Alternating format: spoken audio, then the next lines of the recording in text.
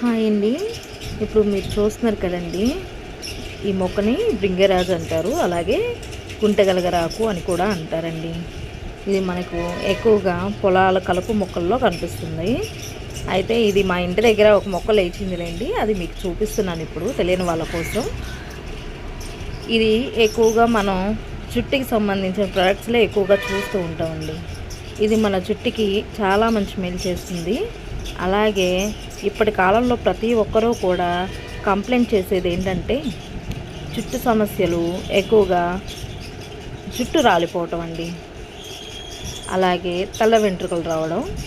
ఈ సమస్యలన్నింటికీ కూడా మనకి ఈ యొక్క మొక్క ఎంతగానో ఉపయోగపడుతుంది.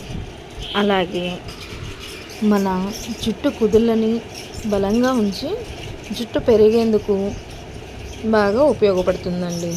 అంతేకాకుండా జుట్టు కుదుళ్ళని బలంగా ఉంచి జుట్టు పెరిగేందుకు, అలాగే జుట్టు ఒత్తగా ఉండేందుకు ఎంతగానో సహాయపడుతుంది.